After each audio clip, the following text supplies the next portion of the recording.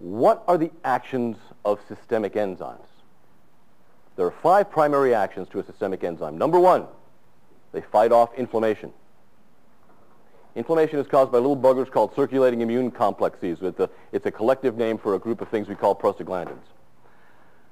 Give you an example. You've got an injured shoulder. Your immune system is picking up a signal from the shoulder that says, I'm irritated. The immune system will then create a little protein called the circulating immune complex, a prostaglandin number something or other, which floats down just to that particular shoulder.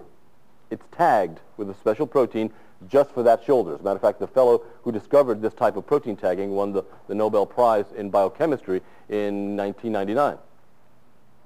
And that little CIC crawls into that shoulder and causes inflammation. The classic definition of inflammation is redness, swelling, and pain. It's a signal to you to stop using me. I'm hurt. Give me some time to rest. The problem is inflammation is a self-perpetuating mechanism. The inflammation itself will send the signal to the immune system to create more CICs, and the chain just goes on and on and on, well past the time that you were originally hurt. Enzymes act by eating away at the circulating immune complexes. There are 2 kinds of circulating immune complexes in the body. Those that the body tags so that the enzymes consider them to be endogenous or belonging to the body, and those that the enzymes tag so that the body will consider them, endogenous, belonging to the body. I'll get this right. And those that the body tags as being exogenous or not belonging to the body. In other words, it looks like a piece of steak floating in your bloodstream. Enzymes are lock and key mechanisms. The keys only fit a certain kind of lock. They will go after what it considers to be an exogenous protein and leave alone what it considers to be an endogenous protein. There are circulating immune complexes that run your kidneys, maintain kidney function, maintain the lining in your intestines, clean out your liver. If you don't have those CICs floating around, you're in trouble. When an enzyme works as an anti-inflammatory, it will go in and eat away the CICs it sees to be exogenous. Let's contrast this with the function of the nonsteroidal anti-inflammatory drugs, aspirin, ibuprofen, naproxen, Relafin, Vioxx, Celebrex, the COX-1 and COX-2 inhibitors. They will shut down most all CIC production. The COX-2s weren't supposed to do this. Turns out they did it faster than the COX-1s. When you do this, when you shut down all CIC production, what suffers? You shut down renal function. You shut down your kidneys. You shut down enough of your kidneys, you're dead. You create liver toxicity. And you don't renew the lining in your intestines, so your own gastric juices will bore great big holes through them, through which you will bleed out and hemorrhage. 100,000 Americans wind up in the hospital each year with the side effects of the nonsteroidal anti-inflammatory drugs. Another 20,000 will die. Every year, 20,000 on the average will die.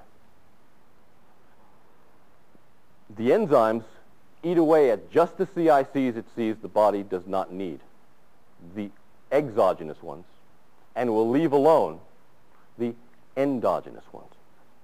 The next function of a systemic enzyme is they eat fibrosis. Fibrosis, scar tissue, part of the body's repair mechanism.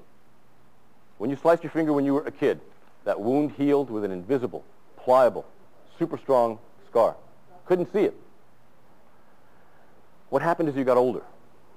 What happened to that same cut on the finger? It became thicker, much less pliable, much more visible, and not anywhere near as strong. What happened? There are a few different mechanisms to the body's healing and repair workings.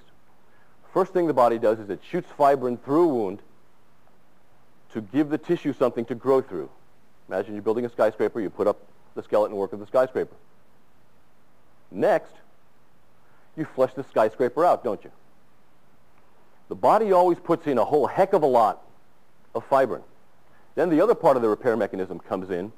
The body knows exactly how much fibrin is ideal for that particular wound. The enzymes come in, eat away the fibrin that's extra, and then the third part of the repair mechanism comes in. The tissue grows through the fibrin. As we become deficient in enzymes, that second part of the mechanism isn't there as strongly as it was before. So you have the deposition of fibrin, you don't have the clearing away of the extra, and then you've got the tissue trying to go through it. So imagine, if you will, a skyscraper, and you put so much structural steel up, you can't put in the floors, you can't put in the walls, you can't put in the stairs, you can't put in the people, much less the chairs and the desks and everything else. It's about what happens when the body doesn't have enough enzymes to clear away fibrin. Postoperatively, what happens, especially with abdominal surgery? Lots and lots and lots of scar tissue gets built up, to the point where some folks develop strangulation of the bowels, and the surgeon has to go back in again and cut all that away, and that in and of itself will breed more scar tissue, and the cycle goes on and on and on.